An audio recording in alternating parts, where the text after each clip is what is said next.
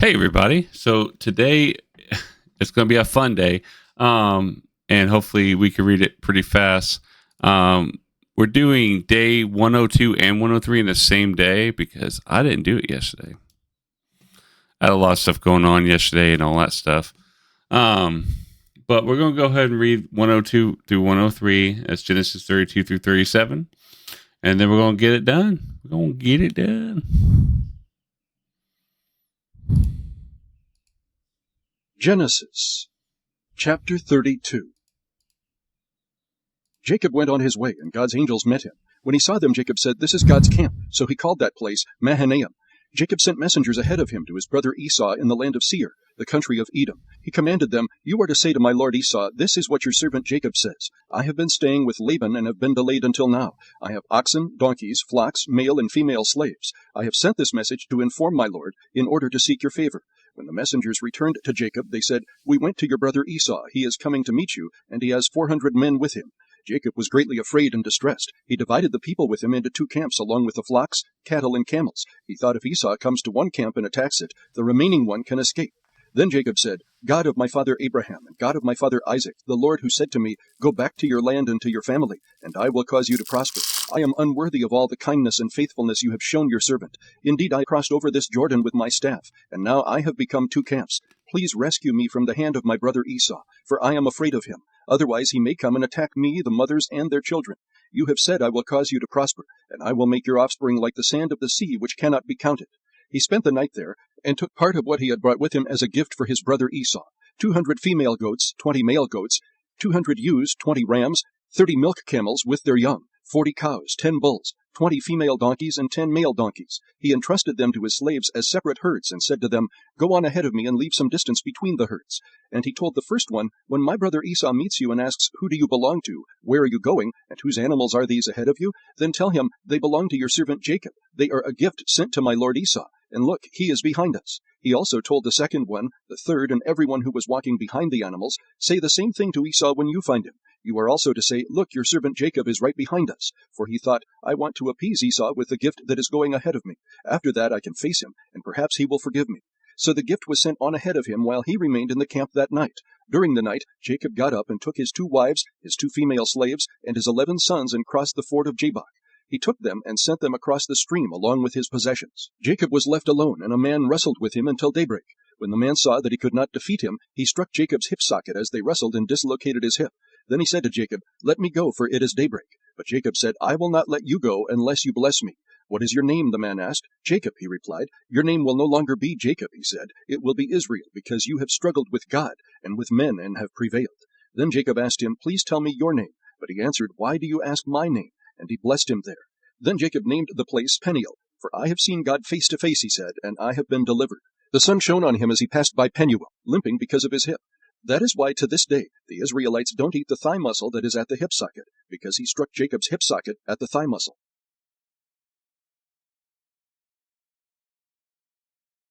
Genesis chapter 33. Now Jacob looked up and saw Esau coming toward him with 400 men. So he divided the children among Leah, Rachel, and the 2 female slaves. He put the female slaves and their children first, Leah and her children next, and Rachel and Joseph last. He himself went on ahead and bowed to the ground 7 times until he approached his brother. But Esau ran to meet him, hugged him, threw his arms around him, and kissed him. Then they wept. When Esau looked up and saw the women and children, he asked, "Who are these with you?" He answered, "The children God has graciously given your servant." Then the female slaves and their children approached him and bowed down. Leah and her children also approached and bowed down, and then Joseph and Rachel approached and bowed down. So Esau said, "What do you mean by this whole procession I met?" "To find favor with you, my lord," he answered. "I have enough, my brother," Esau replied. "Keep what you have." But Jacob said, "No, please, if I have found favor with you, take this gift from my hand. For indeed I have seen your face, and it is like seeing God's face, since you have accepted me. Please take my present that was brought to you, because God has been gracious to me, and I have everything I need." So Jacob urged him until he accepted. Then Esau said, "Let's move on, and I'll go ahead of you." Jacob replied, "My lord knows that the children are weak, and I have nursing sheep and cattle. If they are driven hard for one day, the whole herd will die. Let my lord go ahead of his servant. I will continue on slowly at a pace suited to the livestock and the children, until I come to my lord at Seir."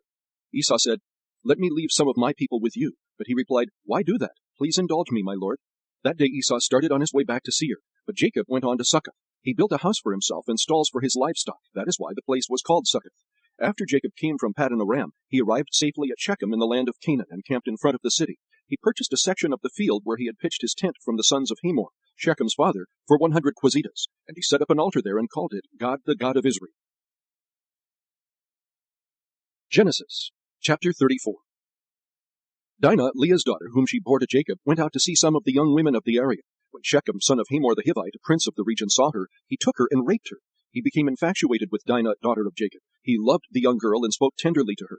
"Get me this girl as a wife," he told his father Hamor. Jacob heard that Shechem had defiled his daughter Dinah, but since his sons were with his livestock in the field, he remained silent until they returned. Meanwhile, Shechem's father Hamor came to speak with Jacob. Jacob's sons returned from the field when they heard about the incident and were deeply grieved and angry, for Shechem had committed an outrage against Israel by raping Jacob's daughter, and such a thing should not be done. Hamor said to Jacob's sons, "My son Shechem is strongly attracted to your daughter. Please give her to him as a wife. Intermarry with us. Give your daughters to us, and take our daughters for yourselves. Live with us. The land is before you. Settle here, move about, and acquire property in it." Then Shechem said to Dinah's father and brothers, "Grant me this favor, and I'll give you whatever you say. Demand of me a high compensation and gift. I'll give you whatever you ask me. Just give the girl to be my wife." But Jacob's sons answered Shechem and his father Hamor deceitfully, because he had defiled their sister Dinah. "We cannot do this thing," they said to them. "Giving our sister to an uncircumcised man is a disgrace to us. We will agree with you only on this condition. If all your males are circumcised as we are, then we will give you our daughters, take your daughters for ourselves, live with you, and become one people. But if you will not listen to us and be circumcised, then we will take our daughter and go." Their words seemed good to Hamor and his son Shechem.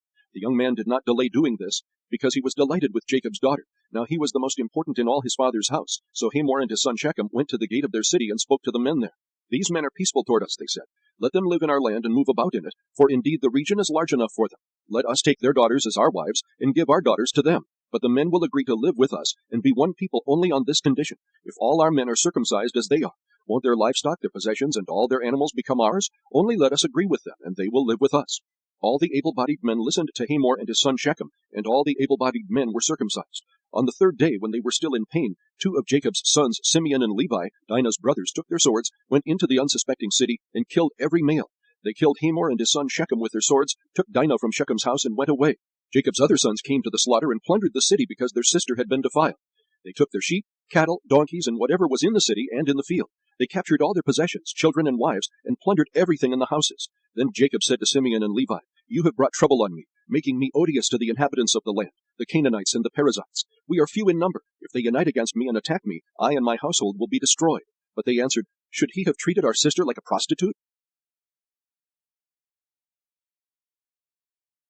All right. So I would have probably done the same thing if someone did that to my daughter. I would kill them on the spot. I wouldn't even try to deceive them. All right. So chapter 32, Jacob prepares for Esau's arrival. Jacob wrestles with a mysterious figure during the night, which is interpreted as an encounter of God. He receives a new name, Israel, and prepares for the potential dangerous reunion of his brother Esau. Chapter 33, Jacob sends gifts ahead to appease Esau and prepares himself for a possible confrontation. As they approach each other, Esau unexpectedly falls on Jacob's neck and embraces him, forgiving his brother for his past deception. 32, Jacob's daughter Dinah is violated by Shechem, the son of Hamor, the ruler of the city of Shechem. Motivated by revenge and anger, Jacob's sons Simon and Levi deceive the men of Shechem by having them circumcised as part of the supposed treaty. While the men are still recovering from the circumcision, Simon and Levi attack the city, killing all the males, including Shechem and Hamor. Fair. I mean, that's awful. You shouldn't kill, but man, do they have some good reasons. Jacob is deeply troubled by his son's actions, fearing retaliation from the surrounding Canaanites tribes. He urges them to move on and journey to Bethel, where God affirms his covenant with Jacob and renames him Israel. All right.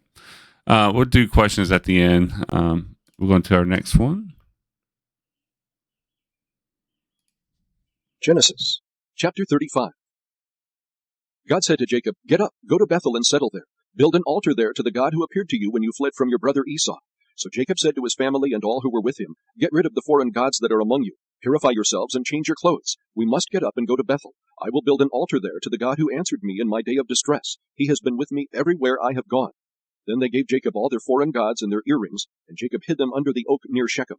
When they set out, a terror from God came over the cities around them, and they did not pursue Jacob's sons. So Jacob and all who were with him came to Luz, that is Bethel, in the land of Canaan. Jacob built an altar there, and called the place God of Bethel, because it was there that God had revealed himself to him when he was fleeing from his brother.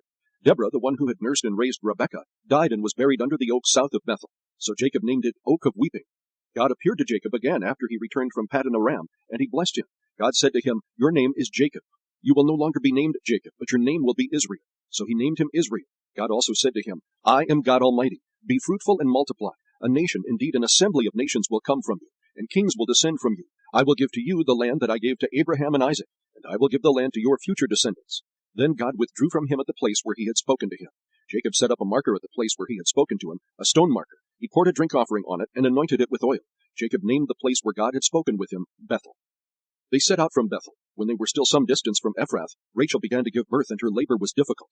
During her difficult labor, the midwife said to her, "Don't be afraid, for you have another son." With her last breath, for she was dying, she named him Benoni, but his father called him Benjamin. So Rachel died and was buried on the way to Ephrath, that is Bethlehem. Jacob set up a marker on her grave. It is the marker at Rachel's grave to this day. Israel set out again and pitched his tent beyond the Tower of Eder. While Israel was living in that region, Reuben went in and slept with his father's concubine Bilhah, and Israel heard about it.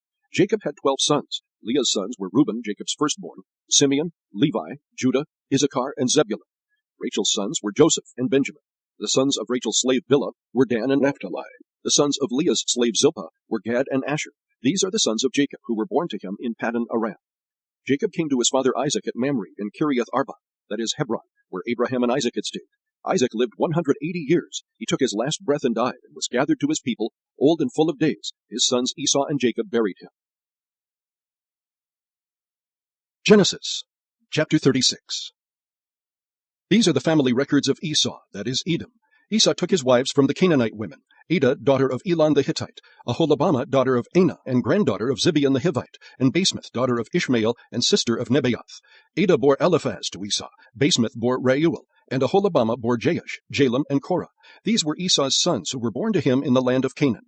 Esau took his wives, sons, daughters, and all the people of his household, as well as his herds, all his livestock, and all the property he had acquired in Canaan. He went to a land away from his brother Jacob, for their possessions were too many for them to live together, and because of their herds, the land where they stayed could not support them. So Esau, that is Edom, lived in the mountains of Seir. These are the family records of Esau, father of the Edomites in the mountains of Seir. These are the names of Esau's sons: Eliphaz, son of Esau's wife Adah, and Reuel, son of Esau's wife Basemath. The sons of Eliphaz were Teman, Omar, Zepho, Gatam, and Kenaz. Timnah, a concubine of Esau's son Eliphaz, bore Amalek to Eliphaz. These were the sons of Esau's wife Adah. These are Reuel's sons: Nahath, Zerah, Shammah, and Mizah. These were the sons of Esau's wife Basemath. These are the sons of Esau's wife Aholibamah, daughter of Anah, and granddaughter of Zibeon. She bore Jeush, Jalem, and Korah to Edom. These are the chiefs of Esau's sons, the sons of Eliphaz, Esau's firstborn: chiefs Teman, Omar, Zepho, Kenaz, Korah, Gatam, and Amalek.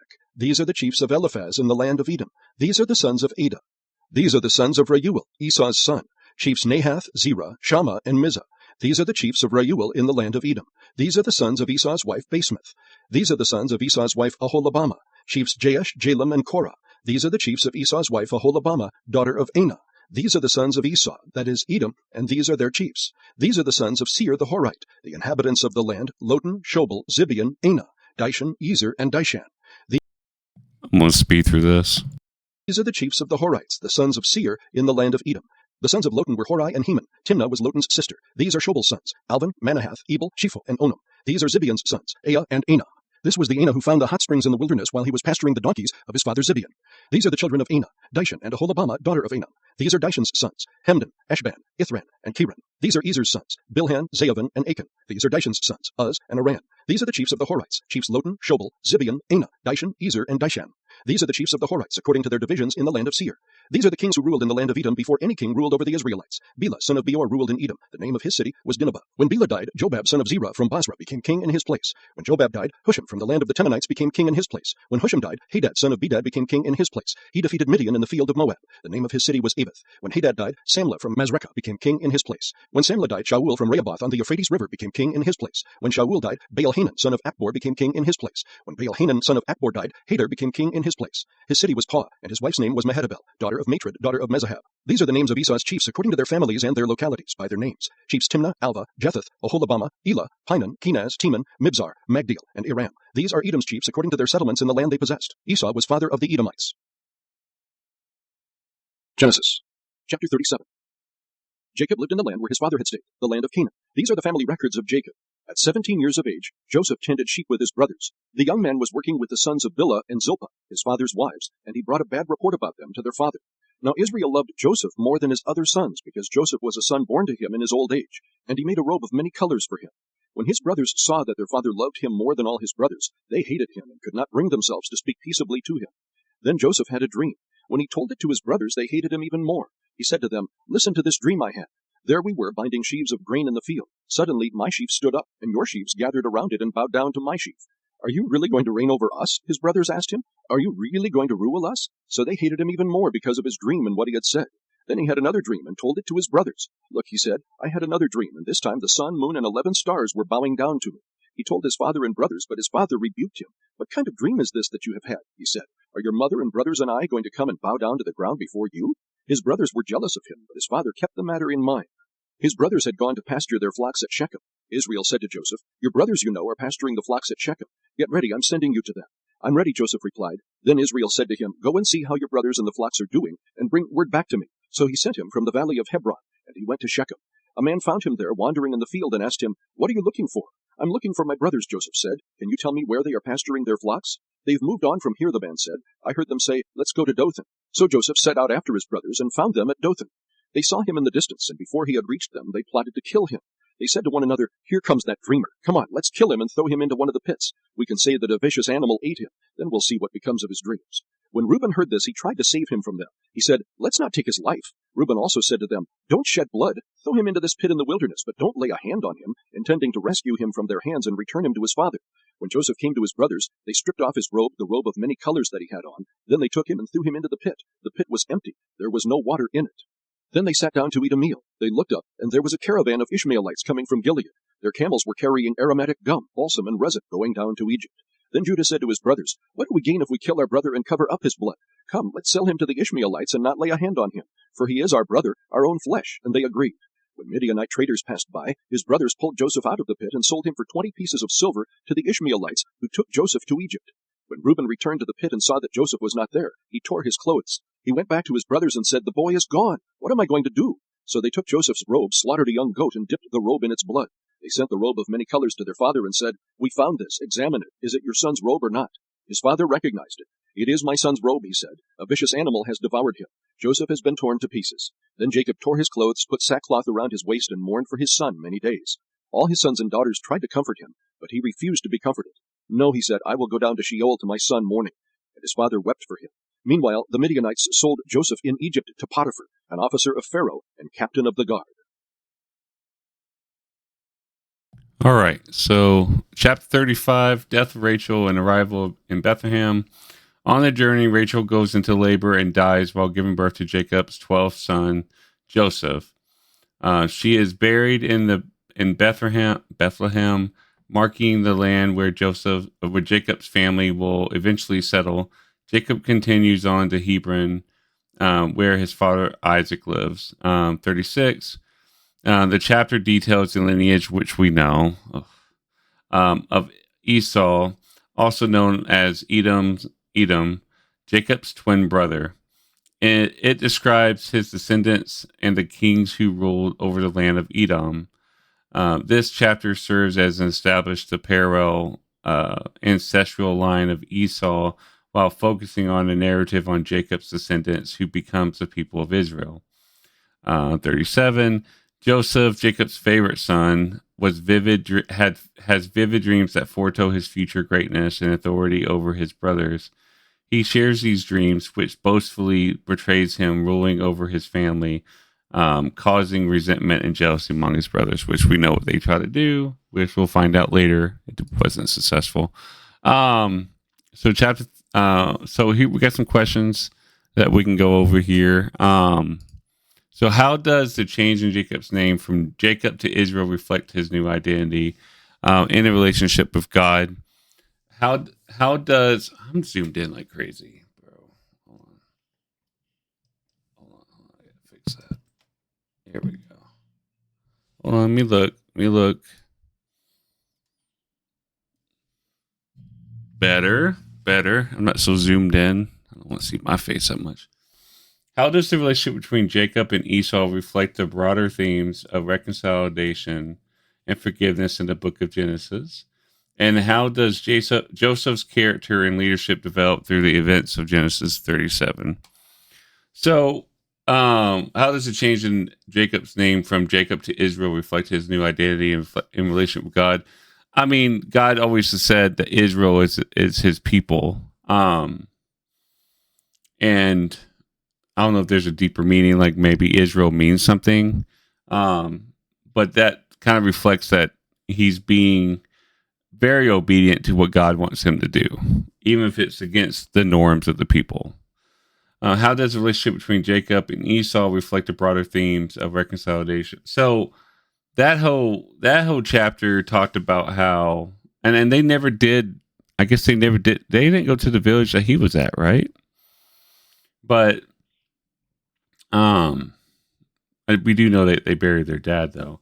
But it seems like Esau had forgave him well before that anyway, because he was like, "What are you doing? What are you talking about? Why are you offering all these livestock? I don't need it. You're good." Like, so I think that shows that things can happen in our lives, and there is forgiveness to be given. And how does Joseph's character and leadership develop through the events? So, I mean, obviously, in a nutshell, we all know the story of Joseph and the robe and how he gets thrown in and, stuff like that. So, and talks about Joseph's dream. And so that's kind of, that kind of explains itself. So, all right, we're going to do a prayer list and we'll get off here. I got things to do today. So, all right, dear God, thank you again for this word. Thank you for allowing us to read today. And God, I pray that you give us patience and understanding as a day-to-day basis. And God, thank you again for your love and for your patience with us. And God, I pray that we continue to have a good day. In your name we pray. Amen. All right, guys. I love you. I will see you around. Peace out.